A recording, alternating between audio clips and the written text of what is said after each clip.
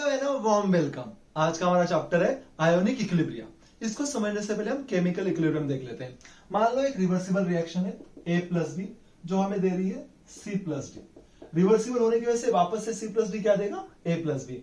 अगर rate of forward reaction यानी कि R फॉरवर्ड अगर इक्वल हो गया रेट ऑफ रिवर्स रिएक्शन तो इस सिचुएशन को बोला जाता है केमिकल इक्विलिब्रियम, क्योंकि ये केमिकल्स है और इक्विलिब्रियम मतलब ठहराव।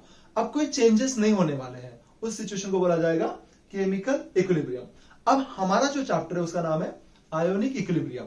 इसमें आप ध्यान से समझोगे कि इक्विलिब्रिया वर्ड आया है यानी कि प्लूरल फॉर्म है यहाँ पे। मतलब अगर हम यहाँ पे आयंस की बात करें तो एसिड्स हमें आयन दे सकते हैं, बेसिस हमें आयंस दे सकते हैं, सॉल्ट्स हमें आयन दे सकते हैं, इसलिए हमें इन सबको पढ़ना है। इसलिए चैप्टर का नाम बन गया आयोनिक इक्विलिब्रिया।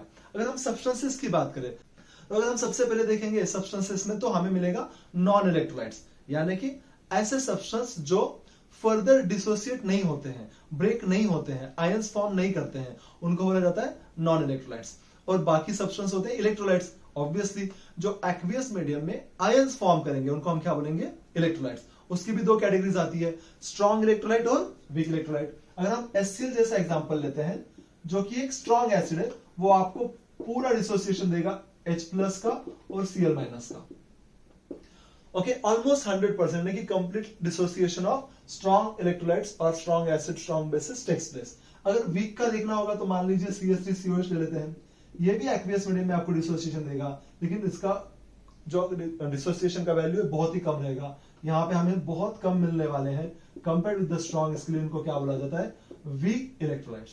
इसलिए इनको डिनोट किया जाता है रिवर्सिबल के सिंबल से। तो यहाँ पे हमने क्या समझा बेसिकली, अगर इलेक्ट्रोलाइट है तो डिसोसिएट होगा, स्ट्रॉन्ग है तो ज्यादा होगा, वीक है तो कम होगा, और अगर नॉन इलेक्ट्रोलाइट है तो डिसोसिएट नहीं होगा। That's it.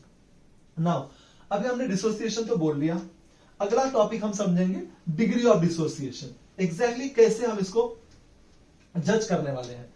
अब जितने भी हमारे पास नंबर ऑफ मॉलिक्यूल्स होंगे, टोटल नंबर ऑफ मॉलिक्यूल्स जो भी हम लेंगे, HCl लीजिए कोई भी लीजिए सब्सटेंस, उसके टोटल नंबर ऑफ मॉलिक्यूल्स जो होंगे वो, और कितने मॉलिक्यूल डिसोसिएट होते हैं, number of molecules dissociated upon total number of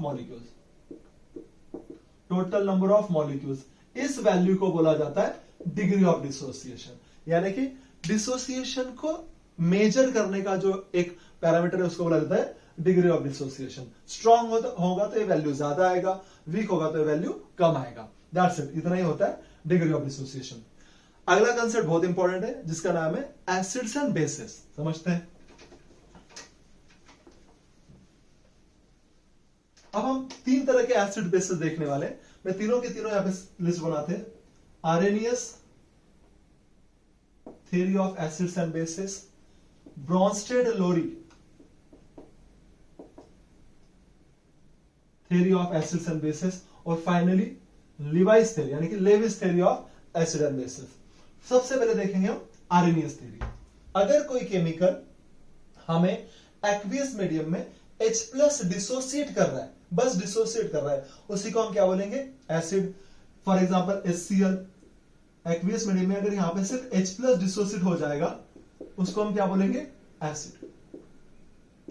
और अगर कोई सब्सटेंस एक्वियस मीडियम में OH माइनस डिसोसिएट करता है तो उसको हम क्या बोलेंगे बेस। Na प्लस हो गया, OH माइनस हो गया।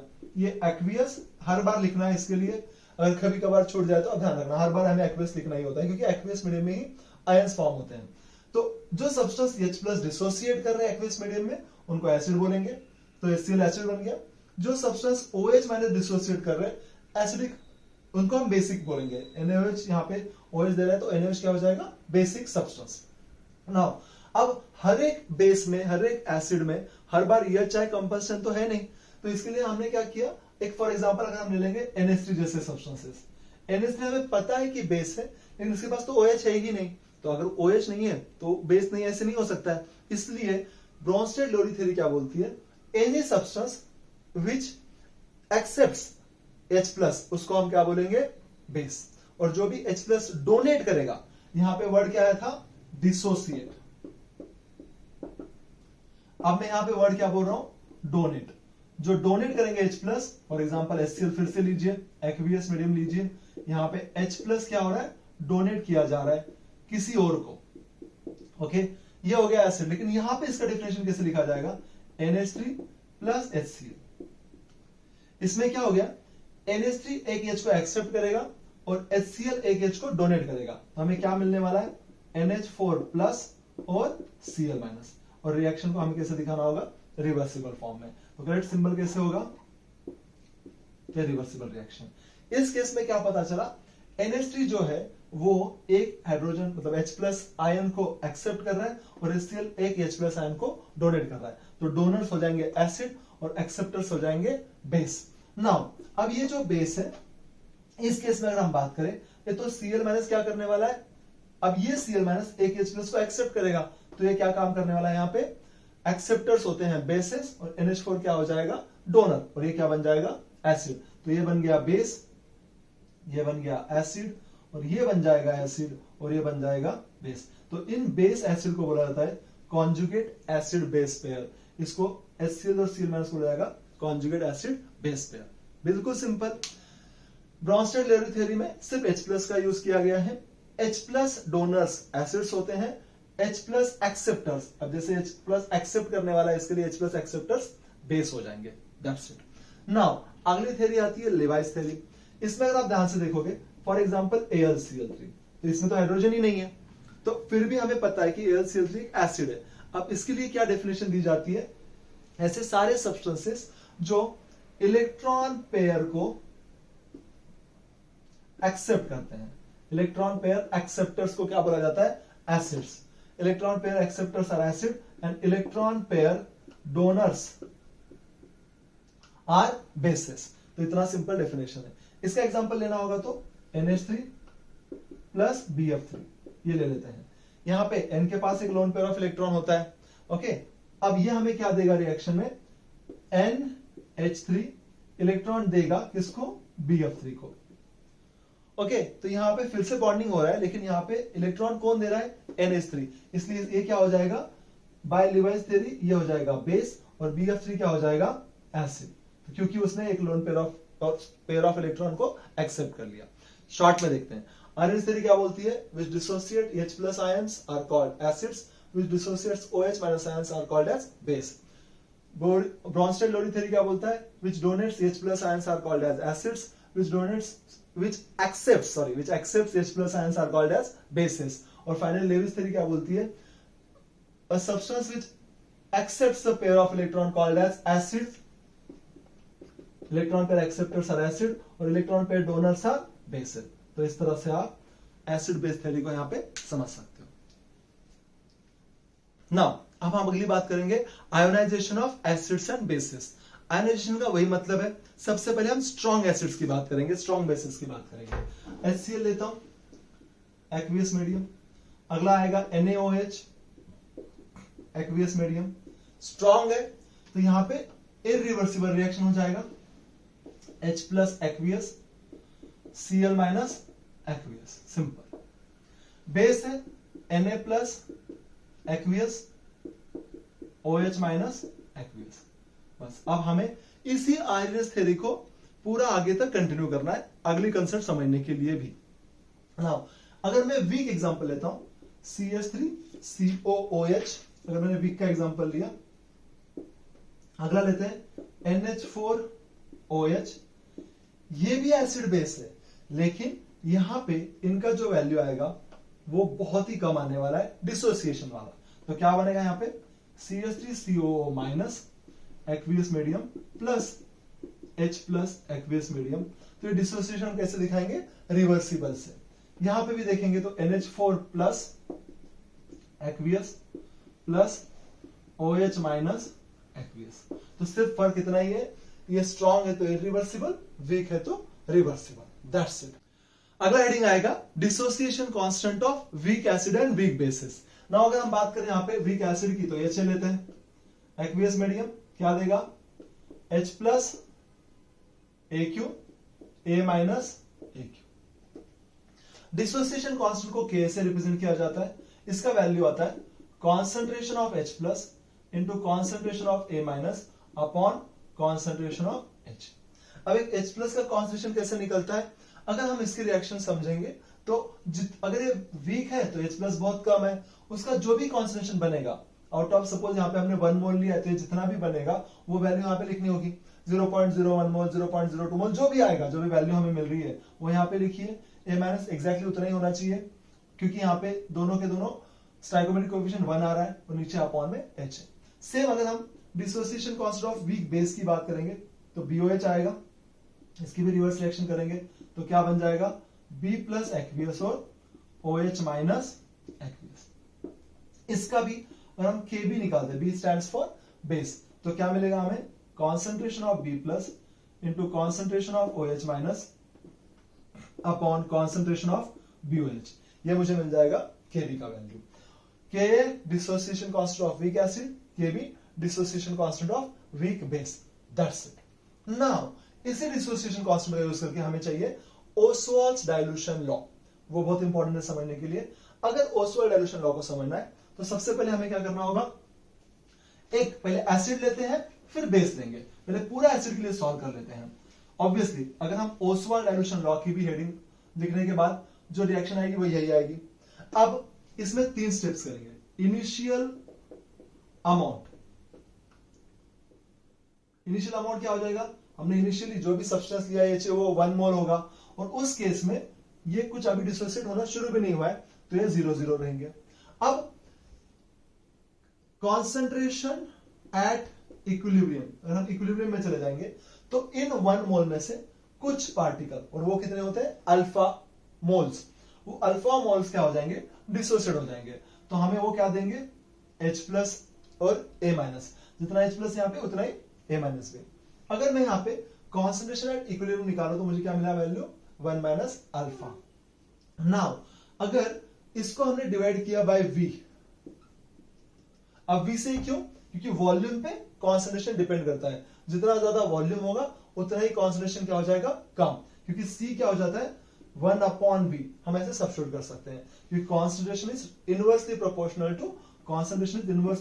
To volume. इस तरह से हम इस केस में C is equal to 1 upon V replace कर सकते हैं। तो हमें वैल्यूज क्या मिल रही है यहाँ पे 1 माइनस अल्फा इंटू सी, अल्फा इंटू सी और अल्फा इंटू सी। ये भी वैल्यू हम यूज कर सकते हैं पूरे के पूरे और ये भी वैल्यू यूज कर सकते हैं, ये और बिल्कुल सेम है। अगर हम वही एक्सप्रेशन लेके आते हैं Ka का, K इज इक्वल टू क्या था concentration of H plus into concentration of A minus upon concentration of H। इसमें सारी वैल्यू सब्स्टिट्यूट करते हैं। H प्लस का कॉन्सेंट्रेशन इस हिसाब से मिला alpha upon B into A minus का मिला alpha upon B, total upon बन गया 1 minus alpha upon B. Obviously हम ये भी यूज कर सकते हैं पर ये लिखा हुआ है इसलिए हम इसी को लिखेंगे। अब यहां से एक V और V कट कर दो, इसको अगर मैं सॉल्व करता हूं तो मिलेगा alpha square upon V in bracket 1 minus alpha, alpha alpha multiply करके स्क्वायर बन गया। नाउ ये वैल्यू किस चीज का है, ये Ka का वैल्यू मिला मुझे। अगर हम सिचुएशन यहां पे लेते हैं 1 माइनस अल्फा, अगर हम नियरली इक्वल टू 1 बोल रहे हैं तो ये कब बोल सकते हैं, जब हम बहुत ही डायल्यूट सॉल्यूशन की बात कर रहे हैं। फॉर डायल्यूट सॉल्यूशन ये अल्फा का वैल्यू क्या हो जाएगा ऑलमोस्ट नेग्लिजिबल हो जाएगा क्योंकि ऑलरेडी ये वीक एसिड है। उस केस में हम क्या लिख सकते हैं 1 minus alpha is nearly equal to 1। तो मुझे इस केस में Ka क्या बन जाएगा, यहाँ पे 1 माइनस अल्फा के बदले 1 लिखो या कुछ मत लिखो, वैल्यू क्या बनेगा alpha square upon V। Okay, so alpha square क्या बन जाएगा K इंटू V और अल्फा क्या बन जाएगा रूट में K into V, that's it. Now अगर हम इसी के साथ साथ तुरंत वो वाला भी एक्सप्रेशन देख लेते हैं जहां पे हम C लिखने वाले हैं। नाउ मैं इसी को लिखता हूं alpha into C upon 1 minus alpha into सी, एक सी कट कर दो। अब यहां पे एक्सप्रेशन क्या मिलेगा alpha square into C upon 1 minus alpha. अभी हमने देखा for dilute solution 1 minus alpha is nearly equal to 1, तो फाइनली क्या बनेगा अल्फा स्क्वायर इंटू सी। तो मुझे यहां पे फिर से मिल रहा है कि A is equal to alpha square into C, तो अल्फा स्क्वायर क्या बन जाएगा यहाँ पे Ka upon C and therefore alpha is equal to root में Ka अपॉन सी। तो अगर कॉन्सेंट्रेशन दिया होगा और डिसोसिएशन कांस्टेंट दिया होगा तो भी मैं डिग्री ऑफ डिसोसिएशन से रिलेट कर सकता हूं, और वॉल्यूम दिया होगा डिसोसिएशन कांस्टेंट दिया होगा तो भी मैं उसको डिग्री ऑफ डिसोसिएशन से रिलेट कर सकता हूं। ये हो गया Ostwald's dilution law for weak acid. Now exact same रहेगा Ostwald's dilution law for weak base. एक बार देख लेते हैं। यहां पे मैं लिखता हूं BOH aqueous, reverse reaction B positive aqueous, OH minus aqueous. ना अगर फिर से वही Kb का वैल्यू निकालेंगे तो क्या बनेगा, concentration of B plus into concentration of OH minus upon concentration of BOH। Okay, so now अब मेरे पास जो BOH है सिर्फ रिप्रेजेंट कर रहा हूं प्रॉपरली, रिवर्स रिएक्शन के साथ मिलेगा B प्लस और OH माइनस। नाउ इनिशियली फिर से वही स्टेटमेंट आएगा, इनिशियली जो भी अमाउंट ऑफ सब्सटेंस है वो 1 होगा, 0 हो जाएगा। ये 1 मतलब 1 मोल चल रहा है और 1 मोल बहुत बड़ा नंबर होता है। 1 mole is equal to 6.022 into 10⁻23 molecules of BOH। Now उसमें से एट इक्विलिब्रियम कुछ मॉलिक्यूल्स डिसोसिएट हो जाएंगे तो 1 माइनस अल्फा कर दीजिए। मान लीजिए अल्फा मॉलिक्यूल्स क्या हो रहे हैं, डिसोसिएट हो रहे हैं, तो यहाँ पे हमें 1 माइनस अल्फा करना पड़ेगा। तो अगर उसका हम कॉन्सेंट्रेशन देखेंगे तो कॉन्सेंट्रेशन एट इक्विलिब्रियम क्या हो जाएगा, 1 minus alpha upon V, alpha upon V, alpha upon V. Okay, इसी को हम और एक तरीके से लिख सकते हैं 1 माइनस अल्फा इंटू सी, अल्फा इंटू सी, अल्फा इंटू सी। ओके, यहाँ पे जो भी हम वॉल्यूम ले रहे हैं 1 अपॉन वी अगर हम करते हैं तो वही वैल्यू कॉन्सेंट्रेशन रिप्रेजेंट करता है। इतना डेटा होने के बाद अब मैं ये जो इक्वेशन मुझे मेरे पास है इक्वेशन 1, इस इक्वेशन 1 में ये सारी वैल्यू सब्स्टिट्यूट करने वाला हूं। तो क्या मिलेगा, Kb is equal to alpha upon V into alpha upon V upon 1 minus alpha upon V. Solve करोगे तो Kb is equal to alpha square upon, एक वी कट कर दो, v in bracket 1 minus alpha. फिर से वही statement, 1 minus alpha is nearly equal to 1 for very dilute solution, और उस केस में हमें क्या मिलेगा, Kb is equal to alpha square upon v। Exactly, और इसी को हम लिख सकते हैं अल्फा स्क्वायर इंटू सी। तो अगर हम इसको अरेंज करेंगे तो अल्फा स्क्वायर क्या बनेगा, Kb into V, and alpha square क्या बनेगा, Kb अपॉन सी। और फाइनली अल्फा क्या बनेगा, रूट में Kb इंटू वी, और अल्फा क्या बनेगा, रूट में Kb अपॉन सी। अब पिछले एक्सप्रेशन में और इस एक्सप्रेशन में ट्विस्ट क्या है, अगर हमें एसिड दिया गया है तो ही Ka आएगा और बेस दिया गया है तो ही Kb आएगा। हम इसको इंटरचेंज नहीं कर सकते, एसिड के लिए हम Kb नहीं बोल सकते, इतना ही चेंज है, और बेस के लिए हम K नहीं बोल सकते। अब अगला हेडिंग आएगा ऑटो आयोनाइजेशन ऑफ वाटर। अब ऑटो आयोनाइजेशन का मतलब आपको पढ़ते ही समझ में आ जाएगा। अगर हमारे पास वाटर दिया गया है सिर्फ, और वो वाटर खुद ही के साथ रिएक्शन कर रहा है, ओके, तो क्या मिलेगा, H3O प्लस और OH माइनस, ये एक्वियस बन जाएगा, ये एक्वियस बन जाएगा। नाउ ऑटो आयोनाइजेशन बहुत ही रेयर केस होती है जहां पे H2O और H2O खुद के साथ ही क्या कर रहा है, रिएक्शन कर रहा है।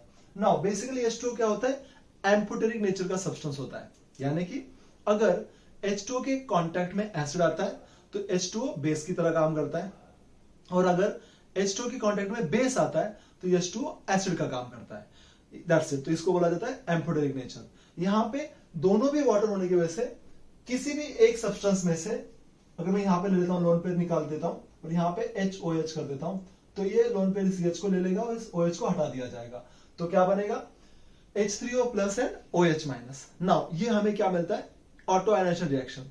अभी के लॉ ऑफ मास एक्शन के हिसाब से अगर मैं K की वैल्यू निकालना चाहता हूं तो concentration of product upon concentration of reactant, ये मुझे लिखना चाहिए। लेकिन H2O का कॉन्सेंट्रेशन दोनों सेम होने की वजह से क्या हो जाएगा, H2O का स्क्वायर हो जाना चाहिए, मतलब कॉन्सेंट्रेशन ऑफ H2O स्क्वायर। अब आएगा ट्विस्ट। लेकिन अगर हम बात करें कि कितना अमाउंट डिसोसिएट होता है या कितना H3O प्लस फॉर्म होता है, तो बहुत ही कम कॉन्सेंट्रेशन है। अगर हम प्रैक्टिकली देखें तो यहां पे concentration of H3O plus exact value अगर हम लिखना चाहें, या फिर OH माइनस, दोनों का वैल्यू आता है 1 इंटू 10⁻⁻7 मोल पर litre.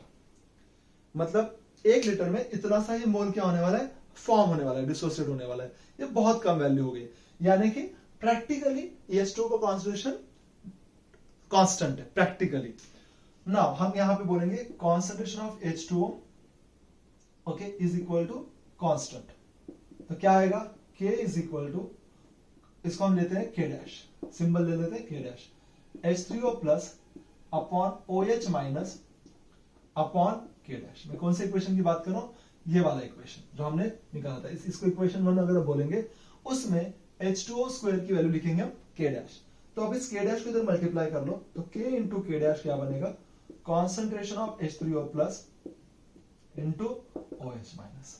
Now as I said कि ये वैल्यू बहुत छोटी होती है, इस वैल्यू के साथ साथ इस K इंटू K डैश को रिप्रेजेंट किया जाता है एक ही सिंबल से, उसको बोलते हैं KW। इसका क्या मतलब हुआ, dissociation constant of water is equal to, ये वैल्यू लिख रहा हूं मैं 1 इंटू 10⁻⁷ इंटू फिर से लिखेंगे 1 इंटू 10⁻⁷, यानी कि 1 इंटू 10⁻14, ये वैल्यू बन जाएगा KW का। और फाइनली अगर मैं H3O प्लस का कॉन्सेंट्रेशन इंटू OH माइनस का कॉन्सेंट्रेशन वैल्यू लिखूं, वो बनेगा 10⁻14। That's it. इतना छोटा वैल्यू इसका आता है, इसलिए प्रैक्टिकली H2O प्लस का कॉन्सेंट्रेशन ऑलमोस्ट, H2O का कॉन्सेंट्रेशन ऑलमोस्ट कांस्टेंट होता है। Okay, so this is all about the auto ionization of water. So now अगला हेडिंग आ रहा है पीएच स्केल। लिख देता हूं इसको, पीएच स्केल। इस रिप्रेजेंटेशन को समझो, P stands for potence, potence मतलब strength, strength of H plus. हर बार कॉन्सेंट्रेशन ऑफ H3O प्लस, या फिर इसको हम बोल सकते हैं कॉन्सेंट्रेशन ऑफ H प्लस को 1 इंटू 10⁻⁷, या इसके आसपास के पावर में बोलना या इस ऑर्डर में बोलना थोड़ा डिफिकल्ट है, इसके लिए हमने क्या किया, इसको शॉर्टन कर लिया। अब नई एक डेफिनेशन आएगी pH scale. Now pH scale में क्या होता है, पीएच का वैल्यू बन जाता है minus log of concentration of H plus two the base 10, या फिर minus log of concentration of H3O plus two the base 10। That's it. H plus और H3O प्लस सेम है, कुछ बुक्स में H प्लस लिखा जाता है, कुछ में H3O प्लस लिखा जाता है, मतलब उसका बिल्कुल सेम है। तो इस सिचुएशन में पीएच का वैल्यू यानी कि स्ट्रेंथ, एसिडिक स्ट्रेंथ का वैल्यू क्या हो जाता है, negative logarithmic of concentration of H plus ion to the base 10 of log, इस वैल्यू को हो जाता है पीएच। उसी तरह बेसिक स्ट्रेंथ अगर निकालनी हो, उसको बोलते हैं पीओएच, सेम कहानी, minus log of OH minus two the base 10, इस वैल्यू को हो जाता है पीओएच। ये आपको क्या दिखाएगा, बेसिसिटी, और ये क्या दिखाएगा आपको, acidity. That's it. Now in दोनों के बीच का रिलेशन एस्टैब्लिश करना होगा, relation between pH and pOH. अब इसकी अगर हम बात करें तो हमारे पास एक इक्वेशन था, concentration of H3O plus into concentration of OH minus is equal to 10⁻⁻14। Now ये हमारे पास इक्वेशन है। नाउ इस इक्वेशन को taking log on both sides करते हैं, taking log on both sides, we get, क्या मिलेगा यहां पे, पूरा का पूरा लॉग ले लीजिए, बड़ा ब्रैकेट बनाइए, concentration of H3O plus into concentration of OH minus is equal to log of 10⁻⁻14। Now हमें पता है लॉग अगर यूज कर रहे तो मल्टीप्लीकेशन में लॉग की प्रॉपर्टी क्या करेगी, एडिशन यूज करेगी। तो concentration of H3O plus log लगाओ, प्लस करो log of concentration of OH minus, क्या बन जाएगा, -14, क्योंकि यहां पे कुछ नहीं, मतलब बेस में 10 है, ऑब्वियसली हर जगह बेस में 10 है, तो ये log of 10 to the base 10 का वैल्यू बन जाएगा 1, तो -14 नीचे है और यहाँ पे क्या आएगा, log of 10 to the base 10। Now अगर ये निगेटिव साइन में इधर शिफ्ट कर देता हूं तो क्या बनेगा, minus log of H3O plus minus log of OH minus बन जाएगा 14 इंटू 1 यानी कि 40, और ये वैल्यू होती है पीएच, ये वैल्यू हो जाएगी पीओएच, और दोनों का वैल्यू क्या मिलेगा, सम का 14। इस तरह से हमें क्या मिलेगा, pH plus pOH is equal to 14। That's it. ये था इनके बीच का रिलेशनशिप। अब बिल्कुल सिंपल कर लेते हैं, अगर किसी टर्म की वैल्यू पीएच की वैल्यू अगर लेस देन 7 है, पीएच अगर लेस देन 7 है उसको हम बोलेंगे एसिडिक सब्सटेंस। अगर पीएच ग्रेटर देन 7 है तो वही सब्सटेंस बेसिक बन जाएगा, और अगर पीएच इक्वल टू 7 है तो वही सब्सटेंस न्यूट्रल बन जाएगा। तो ये होता है एसिडिक, बेसिक और neutral nature of the substance based on the pH scale. That's it. अगला नेक्स्ट हेडिंग अब आएगा टाइप्स ऑफ सॉल्ट्स। अब तक हमने क्या देखा भाई, एसिड और बेस में देख रहे थे हम। अब हम बात करेंगे सॉल्ट्स की। अब सॉल्ट्स की अगर हम बात करें तो हमारे पास टोटल 4 टाइप्स के सॉल्ट्स होते हैं। Salts made from strong acid and strong base. Now salt of strong acid and weak base, salt of weak acid and strong base, और finally salt of weak acid and weak base। अब उसके साथ साथ सब acid और base की list बना लेते हैं। स्ट्रॉन्ग एसिड किसको बोलते हैं, जो पूरी तरह से डिसोसिएट हो रहे हैं। स्ट्रॉन्ग बेस किसको बोलते हैं, जो ये भी पूरी तरह से डिसोसिएट हो रहे हैं पर एसिड में H+ मिलेगा, बेस में OH- मिलेगा। यहां पे स्ट्रॉन्ग एसिड फिर से वही ले लेता हूं HCl। वीक बेस क्या लेते हैं, NH4OH। OH तो देगा पर ये रिवर्सिबल रिएक्शन से, यानी कि कम अमाउंट में देगा। वीक एसिड ले लेते हैं CH3COOH, और स्ट्रॉन्ग बेस क्या हो जाएगा, फिर से वही NaOH। Weak acid weak base में हम लेते हैं CH3COOH प्लस NH4OH। मैंने सारे एग्जांपल यहीं से लिए हैं, कुछ एक्स्ट्रा एग्जांपल लेने वैसे बहुत सारे मिल सकते हैं, इसी को समझ लेते हैं प्रॉपरली। ये एसिड और ये बेस है, इसको अगर हम ऐड करेंगे तो हमें क्या मिलेगा, सॉल्ट एंड वाटर। तो हम सिर्फ सॉल्ट की बात कर रहे हैं। हमें सॉल्ट के बारे में जो भी यहाँ पे वैल्यू चाहिए वो किससे बने, ये salt NaCl, strong acid strong base से। यहाँ पे जो भी सॉल्ट बनेगा वो पहले क्या बनेगा वो देख लेते हैं, अमोनियम क्लोराइड NH4Cl, और बाकी हमेशा क्या आएगा बाय प्रोडक्ट, वाटर। तो NH4Cl को हम क्या बोलेंगे, सॉल्ट ऑफ स्ट्रॉन्ग एसिड और वीक बेस। ओके, नाउ अगर हम यहां पे आए तो सोचो क्या आएगा, तो यहां पे मान लो मिला है CH3COON। यस, सोचिए मत कि कैसे दिखेगा वो। ओके, वैलेंस सेटिस्फाइड है और हमें क्या चाहिए, बाय प्रोडक्ट H2O। तो इन दोनों के कॉम्बिनेशन से क्या मिल रहा है, यहां पे क्या मिला हमें, CH3COON। नाउ इसमें अगर एसिडिक पार्टिकल की बात करोगे CH3CO- तो वो कहां से मिला है, वीक एसिड से, और ये कहां से मिला है, स्ट्रॉन्ग बेस से। और फाइनली अगर इस केस में आते हैं, वाटर को अगर रिमूव कर रहे हैं हम तो क्या मिलेगा, CH3COONH4 प्लस H2O। तो ये हो गया हमारा पूरा का पूरा पार्ट ऑफ सॉल्ट्स के टाइप। नाउ अगला हेडिंग क्या आएगा, हाइड्रोलिसिस ऑफ सॉल्ट्स। ये बहुत बहुत इंपॉर्टेंट है, हाइड्रोलिसिस ऑफ सॉल्ट्स। मतलब कोई भी सॉल्ट हो सकता है, मान लो हम BA लेते हैं, इसको हम क्या कर रहे हैं, एडिशन ऑफ वाटर कर रहे हैं। ये जो सिचुएशन, इसको क्या बोलेंगे हम, हाइड्रोलिसिस ऑफ सॉल्ट। तो ये क्या देगा हमें, BOH और HA। ओके, एक एसिडिक पार्टिकल होगा और एक बेसिक पार्टिकल होगा। हमें उससे डिसाइड करना है कि टोटल जो वैल्यू आएगा, टोटल जो हाइड्रोलिसिस के बाद वैल्यू आएगा वो एसिडिक होगा या बेसिक होगा या न्यूट्रल होगा, ये हमें ध्यान से समझना है। चलो वन बाय वन करते हैं। सबसे पहले हम बात करेंगे salt of strong acid strong base. Start करते हैं। अगर मैं NaCl की बात करता हूं, NaCl कैसे बनाओ मैंने पिछले बारे में बताया। अब NaCl जो भी है, इस सब्सटेंस को अगर हम H2O में ऐड कर रहे हैं तो हमें क्या मिल रहा है, यहां पे NaOH plus HCl, that's it. लेकिन ये जो NaOH बनेगा, ये NaOH भी फिर से क्या होगा, एक्वियस मीडियम में होगा, और एक्वियस मीडियम में Na प्लस OH माइनस बन जाएगा, और HCl क्या हो जाएगा, H प्लस Cl माइनस बन जाएगा। ओके, यानी कि NaOH डिसोसिएट होकर Na प्लस और OH माइनस बन रहा है, HCl H प्लस और Cl माइनस बन रहा है। और यहां पे फिर से कॉम्बिनेशन क्या हो सकता है, OH यहां का और H यहां का वाटर बन गया, और NaCl हमें क्या दे रहा है, सॉल्ट। तो NaCl प्लस H2O, ये फिर से किससे बन रहा है, ये जो हमें आयंस मिल रहे हैं उससे। तो उसका मतलब क्या हो गया, ये रिएक्शन क्या हो जाएगी, रिवर्सिबल। ओके, तो ओवरऑल NaCl स्ट्रॉन्ग एसिड और स्ट्रॉन्ग बेस का सॉल्ट होने की वजह से हमें फिर से क्या दे रहा है रिवर्स रिएक्शन में, वही कंटेंट। तो NaOH HCl, यहां पे अगर हम रिएक्शन करेंगे तो इसको न्यूट्रलाइजेशन बोलेंगे रिवर्स में, और अगर फॉरवर्ड में जाएंगे तो इसको हाइड्रोलिसिस बोलेंगे।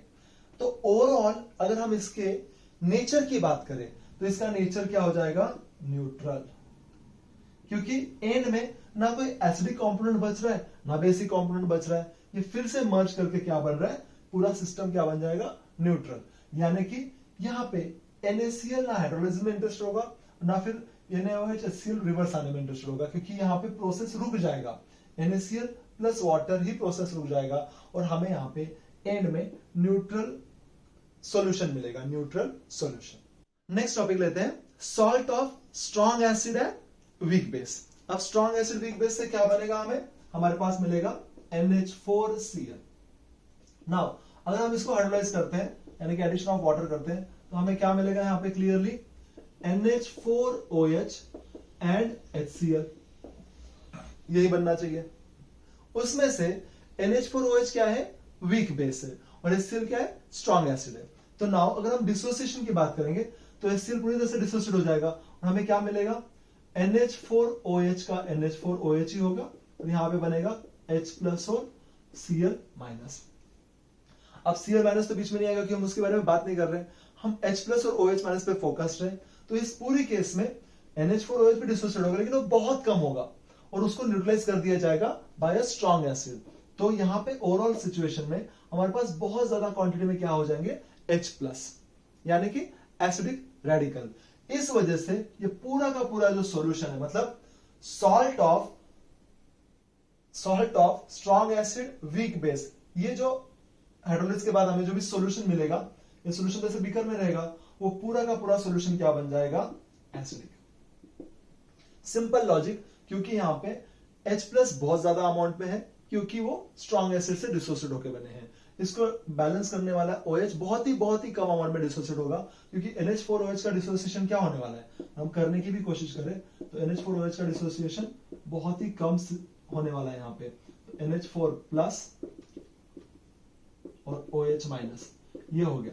अब एक फर्स्ट करो एग्जांपल के तौर पे हम लेते हैं, मान लो मैं यहाँ पे 1000 NH4OH लेता हूं, इसमें से मान लो 4 to 5 मॉलिक्यूल डिसोसिएट भी हो गए, फॉर प्रैक्टिकल पर्पस हम 5 ले लेते हैं, 5 डिसोसिएट भी हो गए, लेकिन उसी टाइम पे HCl जो है वो आपको H plus Cl minus situation में ऑलमोस्ट 1000 के 1000 क्या दे रहा है, H प्लस दे रहा है। तो ये 1000 और ये 5 न्यूट्रलाइज हो जाएगा, फिर भी 995 बचेगा।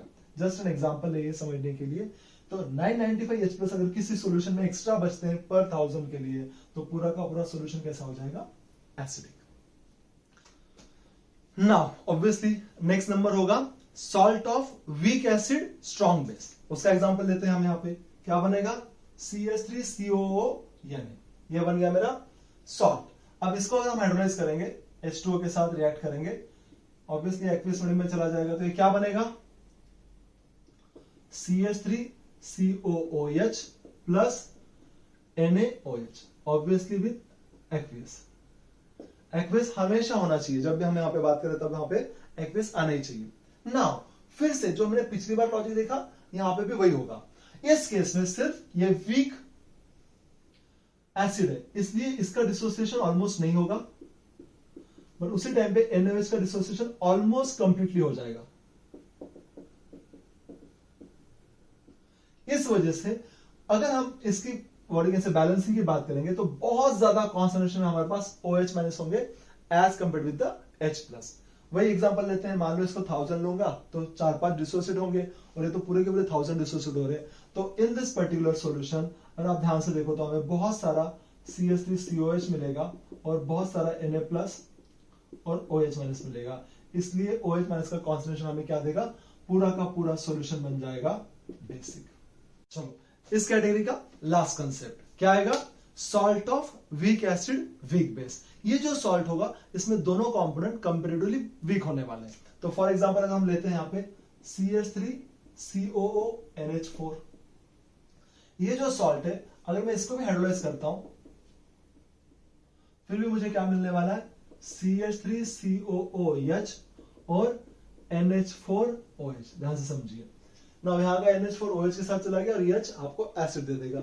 ये एसिड भी वीक है और ये बेस भी वीक है ना। मान लो कि ये रिएक्शन है तो हमें ऐसे फिर से लग सकता है कि डिसोसिएट नहीं होने वाले, ऑलमोस्ट सेम डिसोसिएट होने वाले, बट याद रखिए जो हमने लास्ट टाइम 4 या 5 बोला था वो ऐसी टेंटेटिव वैल्यू ले ली थी, ऐसे कोई कंपल्शन नहीं होता है। तो नाउ टोटल जो सब्सटेंस है वो एसिडिक है या बेसिक है, वो कौन डिसाइड करेगा? इनके के वैल्यूज, के एंड केबी के वैल्यूज।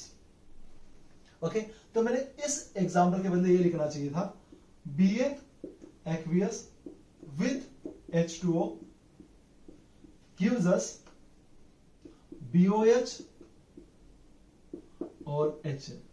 अगर मैं ये लिखता हूं तो अब क्या हो जाएगा, इन दोनों में से कंपेरेटिवली जो भी सब्सटेंस स्ट्रांग है कंपेरेटिवली, ऑब्वियसली दोनों वीक इलेक्ट्रोलाइट्स है, फिर भी दोनों में से जो भी वैल्यू ज्यादा देगा वो क्या बन जाएगा? उस नेचर का। मतलब एसिडिक नेचर ज्यादा है तो क्या बन जाएगा? टोटल सॉल्यूशन एसिडिक बन जाएगा।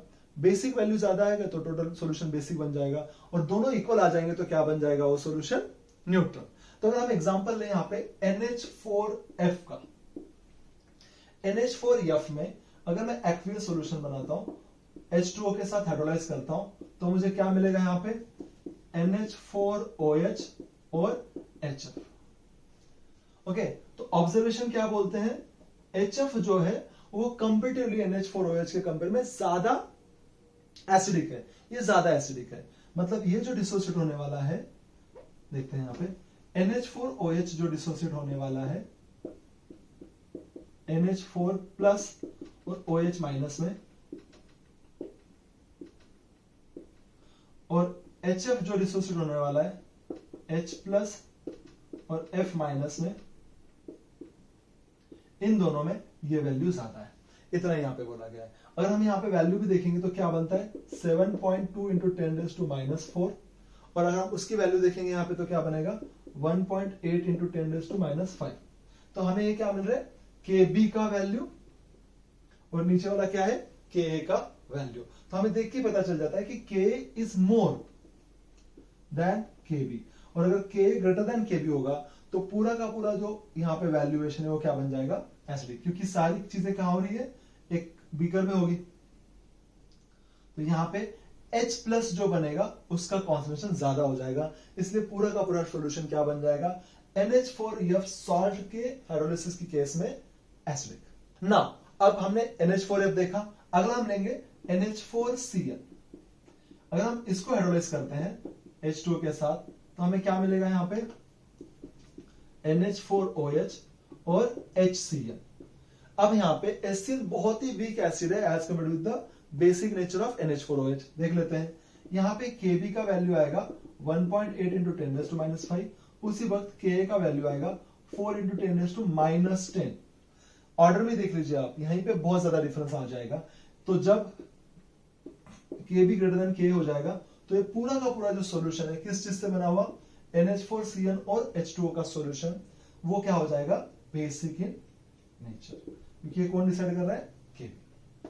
और फाइनली अगर हम बात कर रहे हैं यहाँ पे CH3COONH4, जो हमने सबसे पहले एग्जांपल लिखा था, इस केस में जो भी वैल्यूएशन आने वाला है किस चीज का? ये एसिड और बेस का, तो Ka का वैल्यू है 1.8 इंटू 10⁻⁵, और Kb का वैल्यू है वही 1.8 इंटू 10⁻⁵। इसका मतलब ये होता है जितना ये डिसोसिएट होगा और जितना H प्लस ये डिसोसिएट करेगा एग्जैक्टली उतना ही OH माइनस NH4OH भी डिसोसिएट करेगा। इसलिए अल्टीमेटली जितना H प्लस तैयार हो रहा है उतना ही OH माइनस तैयार हो रहा है, और अल्टीमेटली क्या बन जाएगा? वो वाटर। वाटर क्या होता है? न्यूट्रल सब्सटेंस होता है, इसलिए ओवरऑल जो सॉल्यूशन बनेगा वो क्या बन जाएगा? Neutral solution. इस तरह से हमने समझा कि एग्जैक्टली हाइड्रोलिसिस ऑफ सॉल्ट करने पे क्या क्या होता है। अब नेक्स्ट रीडिंग है बफर सॉल्यूशन। बफर सॉल्यूशन, अब बफर सॉल्यूशन मतलब क्या होता है? एक ऐसा सॉल्यूशन किसी भी चीज से बना हो, ये सॉल्यूशन में अगर आप थोड़ा H प्लस ऐड करो, स्ट्रॉन्ग या वीक डजंट मैटर, या फिर थोड़ा OH माइनस ऐड करो, दोनों केस में भी इस सॉल्यूशन का जो भी पीएच हमने बनाया है वो डिस्टर्ब नहीं होना चाहिए। अगर पीएच मेंटेन हो रहा है by addition of small amount of acid और small amount of base, then by addition of this acid और बेसिस कोई भी एक pH if not changing then it is called as buffer solution. देखते हैं, अगर मैं यहाँ पे टाइप ऑफ बफर सॉल्यूशन से एक कोई भी बफर सॉल्यूशन बना लेता हूं, मैं बनाता हूं acidic buffer solution. Acidic buffer solution यहां पे क्या हो जाएगा, मान लो हम ले लेते हैं CH3COOH, ये ले लिया मैंने वीक एसिड. इस वीक एसिड से बनने वाला और उसके साथ जो पार्टनर होता है स्ट्रॉन्ग बेस होना चाहिए, उसका सॉल्ट लीजिए. वीक एसिड प्लस कोई स्ट्रॉन्ग बेस का जो भी सॉल्ट बनेगा वो यहां पे ले लीजिए. क्यों लेना है देखते हैं. वीक अगर एसिड होगा तो क्या देगा, CH3CO- और H+. ये हर बार एक्वियस लिखना जरूरी है. लेकिन यहां पे अगर मैं सॉल्ट लेता हूं तो हमने देखा है सॉल्ट तो पूरी तरह से डिसोसिएट होता है वाटर में. क्या बनेगा, CH3CO- और क्या हो जाएगा यहाँ पे Na+. अब फिर से हम Na+ की बात नहीं करने वाले, हम फोकस कर रहे हैं कॉमन आयन के ऊपर. तो ये जो कॉमन आयन है ये वीक है बोल के कम डिसोसिएट हो रहा है, ये स्ट्रॉन्ग है बोल के पूरा का पूरा डिसोसिएट हो रहा है क्योंकि ये तो सॉल्ट ही है. तो नाउ यहाँ पे CH3CO- का कॉन्सेंट्रेशन बहुत बढ़ गया है. नाउ इस केस में अगर आप यहाँ पे थोड़ा सा एसिड ऐड कर दोगे, थोड़ा सा एसिड अगर अपने अपने ऐड कर दिया H+, अब वो H+ क्या करेगा, रिएक्शन के लिए अपना पार्टनर ढूंढेगा. तो एसिड एसिड से तो रिएक्ट नहीं कर सकता है, वो जाएगा इस कॉन्जुगेट बेस के पास CH3CO-. ये CH3CO- इस H+ से ऐड करके क्या बनेगा, क्या बन जाएगा, CH3COOH, जो कि ऑलरेडी मौजूद है हमारे सिस्टम के अंदर. तो अगर थोड़ा बहुत मैं ऐड कर रहा हूं तो इसमें कोई फर्क नहीं आएगा. एग्जांपल के तौर पे CH3COOH हमें डिसोसिएट करके दे रहा है 5 आयंस, और यहां पे 1000 में से 5 अगर दे रहा है तो अगर ये भी मैंने 1000 लिए तो ऑलमोस्ट 1000 के 1000 डिसोसिएट हो जाएंगे.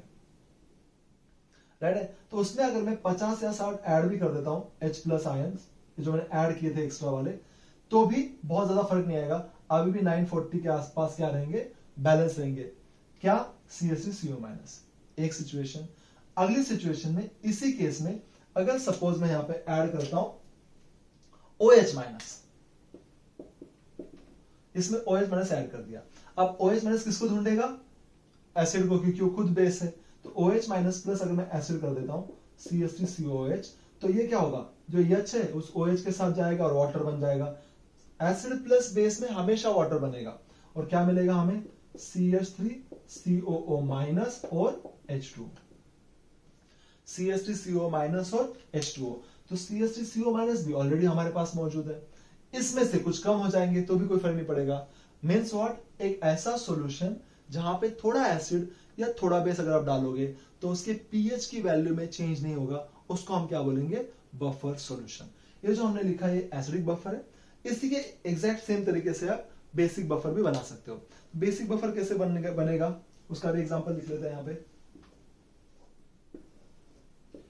NH4Cl लेते हैं, ओके, और उसके साथ क्या लेंगे हम, NH4OH.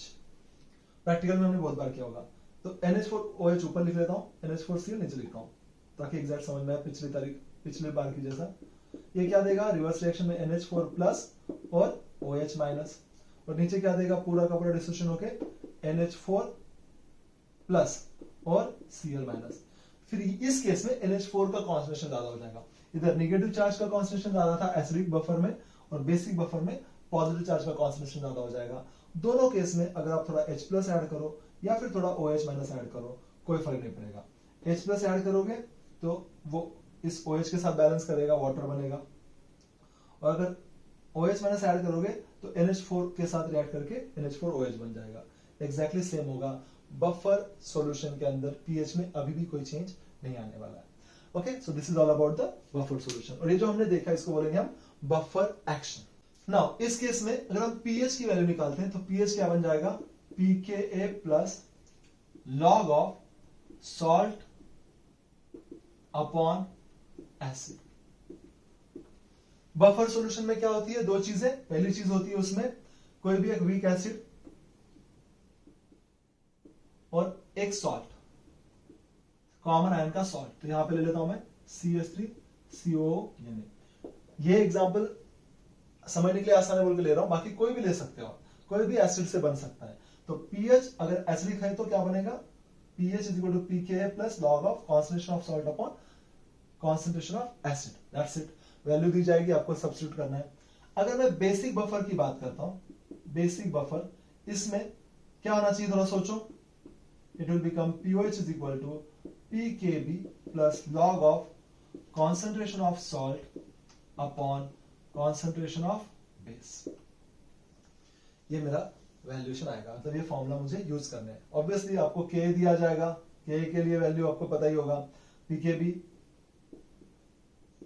K तो आपको दिया जाएगा, तो pK कैसे बनेगा, माइनस लॉग ऑफ कॉन्सेंट्रेशन जरूरत नहीं, माइनस लॉग ऑफ K, जो भी K का वैल्यू दिया उस माइनस कर दो, लॉग के साथ आपको मिल जाएगा pK, सेम फॉर pKb।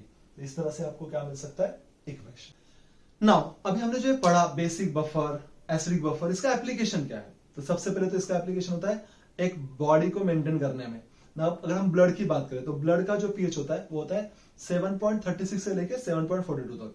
अब इसमें अगर 0.2 का भी वेरिएशन आ गया, उसी पर डेथ हो सकती है। तो यहाँ पे कॉमन आयन इफेक्ट का यूज करके हम पीएच को मेंटेन करने की कोशिश करते हैं बॉडी के।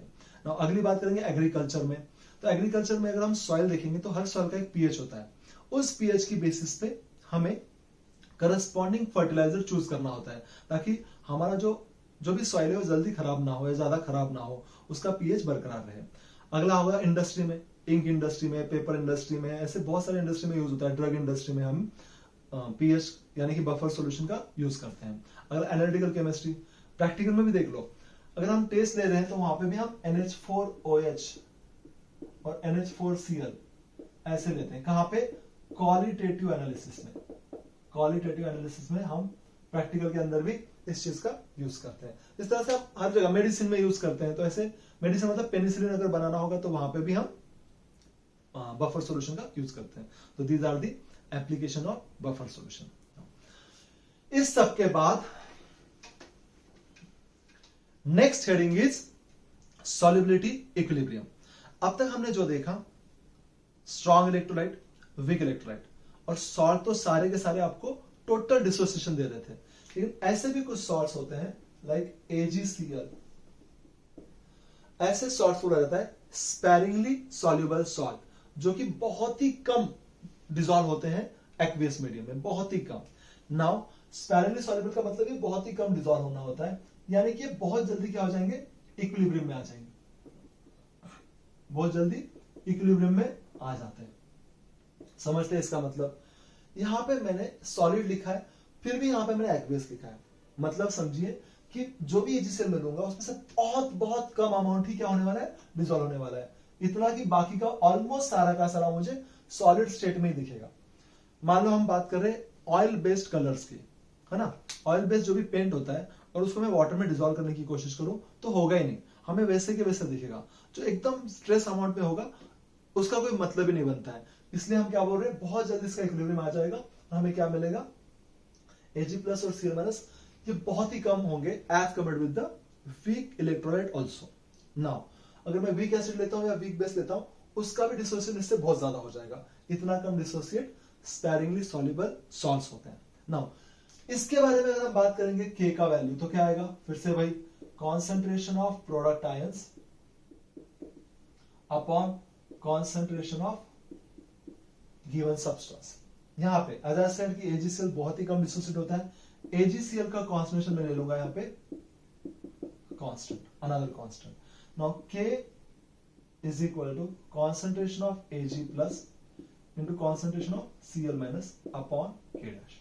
AgCl का कॉन्सेंट्रेशन K डैश कहां से आया, क्योंकि कांस्टेंट था, एक सिंबल देना था, मैंने K डैश बोला। अब ये K इंटू K डैश अगर मैं कर देता हूं, ये जो वैल्यू आएगा इसको बोलते हैं सॉल्युबिलिटी प्रोडक्ट।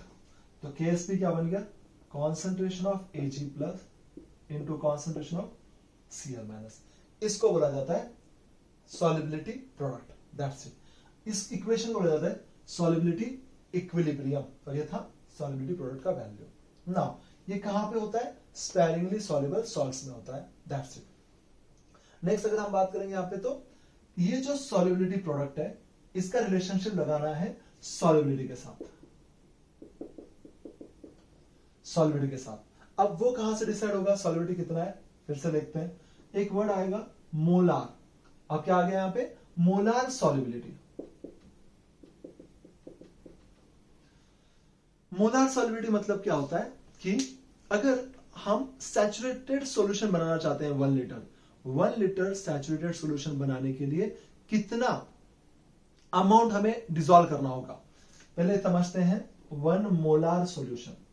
मोलार सॉल्यूशन में क्या होता है, मोलार सॉल्यूशन में अगर मैं NaOH की बात करूं तो 40 ग्राम अगर मैं लेता हूं उसको 1 लीटर तक मैं वाटर के अंदर अगर सपोज डिसॉल्व कर देता हूं, मतलब मेरा टोटल वॉल्यूम आना चाहिए 1 लीटर, और 1 लीटर के अंदर क्या होना चाहिए, 40 ग्राम ऑफ NaOH होना चाहिए। ये बन गया 1 मोलार। लेकिन मुझे क्या चाहिए, मोलार सॉल्युबिलिटी, मतलब पूरा का पूरा जो सॉल्यूशन है वो कैसा बनना चाहिए, वो बनना चाहिए सैचुरेटेड। और सैचुरेटेड क्या होता है, द अमाउंट ऑफ सब्सटेंस, जितना भी आप सोल्यूट ऐड कर सकते हो करिए, जब तक डिसॉल्व होता रहेगा तब तक ऐड करिए, वो जो भी बनेगा उसको क्या बोलेंगे हम, सैचुरेटेड सॉल्यूशन। तो what is the meaning of molar solubility, the total number of solute molecules or moles added to form 1 liter of saturated solution is called as molar solubility। तो अगला पॉइंट क्या है हमारे पास, मोलार सॉल्युबिलिटी का और solubility product का relationship. Solubility product and solubility, यहां पे हमें चाहिए KSP और यस का रिलेशनशिप। एक एग्जांपल से देखते हैं। अगर हम फिर से AgCl लिख लेते हैं यहां पे सॉलिड में, ओके, अगर हम उसको रिवर्स रिएक्शन करते हैं तो क्या बनेगा, Ag प्लस और Cl माइनस। यहां पे इक्विलिब्रियम बहुत जल्दी आने वाला है, तो यहां पे मैं अगर S बोलता हूं किसको, मोलार सॉल्युबिलिटी को, तो ये यस वैल्यू यहां पे आ जाएगी, और ये हो जाएगा Ag प्लस का कॉन्सेंट्रेशन। यहां पे स्टोइकोमेट्री नहीं है तो ये यस ही बनेगा। तो हमें पता था KSP क्या था, concentration of Ag plus concentration of Cl minus. यहां पे Ag प्लस का कॉन्सेंट्रेशन यस है, दूसरे Cl माइनस का भी कॉन्सेंट्रेशन यस है, तो आंसर क्या बन जाएगा, S²। तो कंपल्सरी नहीं कि हर बार S² आएगा, तो क्या क्या आ सकते हैं उसका एक लिस्ट बनाते हैं। दूसरा ले लेता हूं मैं just for understanding,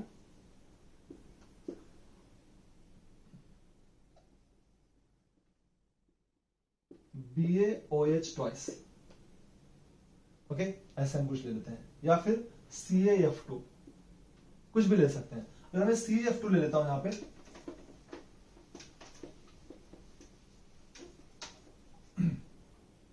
CaF2 solid, reverse reaction देगा Ca2 plus plus 2F minus, aqueous aqueous. अब क्या हो जाएगा यहां पे, KSP बनेगा concentration of Ca2 plus into concentration of F minus raise to 2, ये पावर बन जाता है, दैट्स इट। तो अब अगर मैं इसके मोलार कॉन्सेंट्रेशन की बात करूंगा, मोलार सॉल्युबिलिटी की, तो ये यस बन जाएगा और ये भी यस बन जाएगा, और ये CS को इस 2 से भी मल्टीप्लाई करना पड़ेगा। ओके, तो क्या बना, concentration of Ca2 plus yes आया, कॉन्सेंट्रेशन ऑफ F माइनस क्या आ गया, 2S, और रूल के मुताबिक फिर से स्क्वायर करो, is equal to S⁻1 into 2⁻2 into S⁻2। Finally क्या मिला मुझे, 2⁻2 इज 4, S⁻3, ये क्या बन गया, KSP। नाउ अगर एक जनरल रिएक्शन ले लें हम, यहां पे जनरल रिएक्शन ले लेंगे तो क्या बनेगा, AXBY अगर मैं लेता हूं यहां पे सॉलिड में, रिवर्स रिएक्शन करके क्या आएगा, XAY प्लस YBX माइनस, ये मेरा रिवर्स रिएक्शन बनेगा। फिर से भाई A प्लस का कॉन्सेंट्रेशन यस से दिखाओ, B X माइनस का कॉन्सेंट्रेशन फिर से S से दिखाओ, उसके साथ साथ X जो है वो मल्टीप्लाई कर दो, Y जो है वो मल्टीप्लाई कर दो। यहां पे जैसे मैंने 2 मल्टीप्लाई किया, देख सकते हो आप यस को, यहां पे कुछ नहीं, मतलब 1 से मल्टीप्लाई किया क्योंकि यहां पे 1 ही था। इस तरह से मुझे क्या मिलेगा, कॉन्सेंट्रेशन ऑफ AY प्लस बन जाएगा XS, और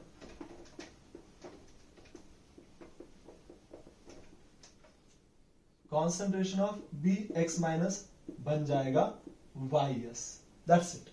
और अब मुझे क्या चाहिए, KSP is equal to concentration of A Y plus raise to X concentration of B X minus raise to Y. फिर से यहां पे जो x है ये पावर में चला गया, यहां पे जो y है वो b के पावर में चला गया। That's it. नाउ अगर मैं यहां पे a y प्लस की बात कर रहा हूं तो उसका वैल्यू क्या है, सॉल्युबिलिटी का x s raise to x, और b x माइनस का वैल्यू क्या है, y s raise to y।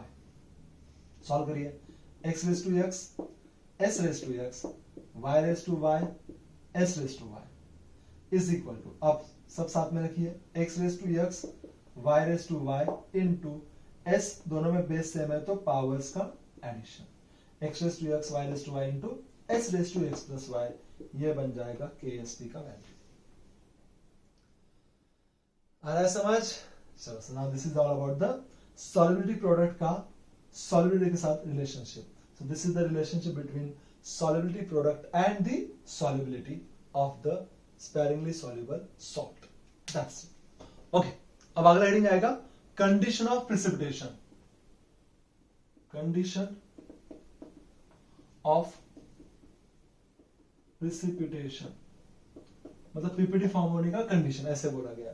तो अब इसमें दो केस रहेगी, आईपी और केएसपी।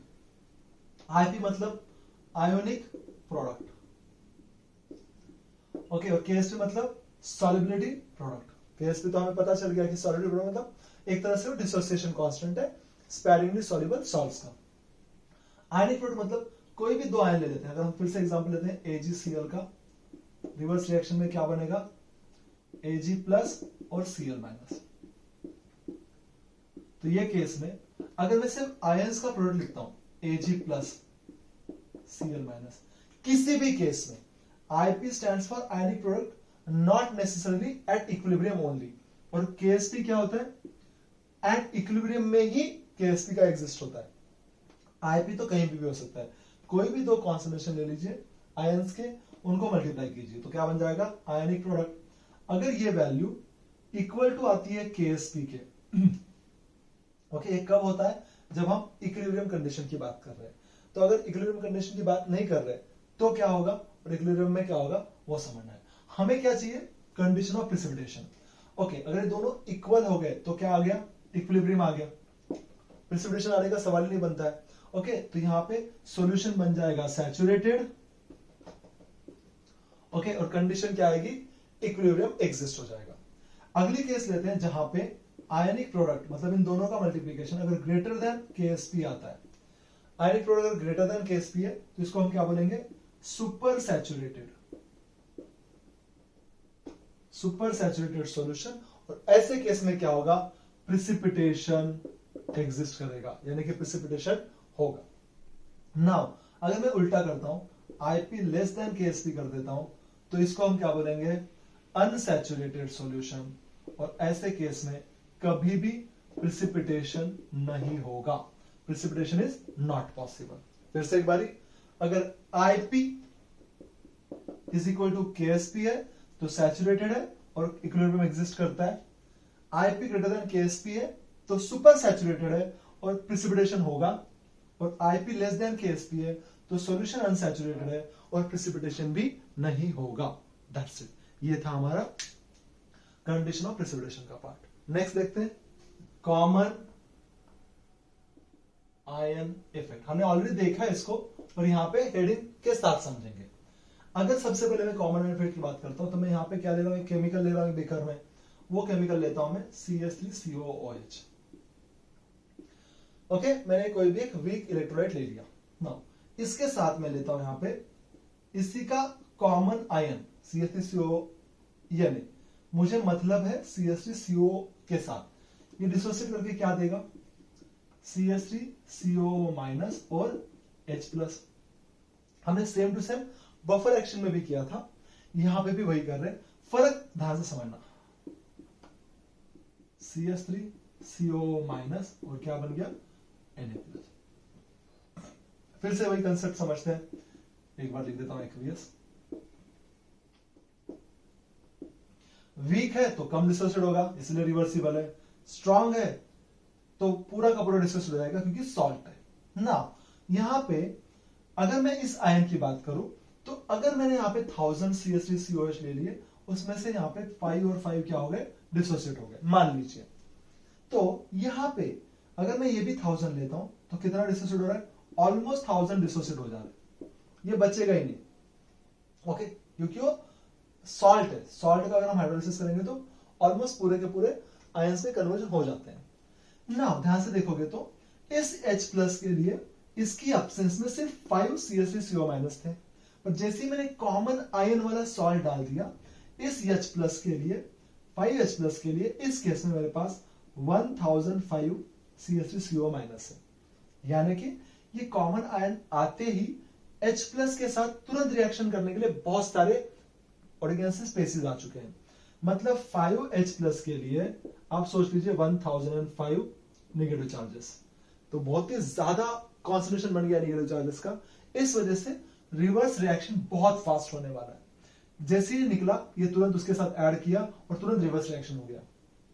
एक बार रिवर्स रिएक्शन होके मेरे पास अगर आ गया है CH3COOH, वीक है और चाहता भी है कि आयन बने, और जैसे ही आयन बनने चाहेगा, जैसे ही H+ मतलब अलग होते ही यहाँ पे कौन है, सारे लाइन से सारे के सारे नेगेटिव चार्जेस बैठे हैं, कौन से वाले, CH3CO-, वो तुरंत उसके साथ रिएक्ट कर लेंगे एकदम फास्ट। इसलिए कॉमन आयन होने की वजह से पूरा का पूरा जो रिएक्शन है वो लेफ्ट साइड में शिफ्ट हो चुका है। तो फॉरवर्ड रिएक्शन अब यहाँ पे होने को चांस ही नहीं बचता है, क्योंकि जैसे ही होगा रिवर्स में कन्वर्ट हो जाएगा। इसलिए इसको हम बोलेंगे कॉमन आयन इफेक्ट को कि equilibrium shifted to the left side, equilibrium shifted to the left side, यानी कि यहाँ पे CH3COOH ही बनेगा। अब आयंस बनने का चांस और भी कम कर दिया, ये होता है कॉमन आयन इफेक्ट। ओके, अब इसी केस को हम इंस्टेड ऑफ वीक एसिड अगर मैं स्पेरिंगली सॉल्युबल सॉल्ट लेता हूं तो भी सेम कहानी होगी, उसको भी लेफ्ट में शिफ्ट किया जाएगा। देख लेते हैं। नाउ अगर मैं यहां पे लेता हूं AgCl, जो अभी हमने देखा कौन है, स्पेरिंगली सॉल्युबल सॉल्ट है। AgCl की अगर हम बात करेंगे यहां पे AgCl सॉलिड, ये तो सॉल्ट है, फिर भी क्या कर रहा है, बहुत कम डिसोसिएट करता है, ये उसका नेचर है।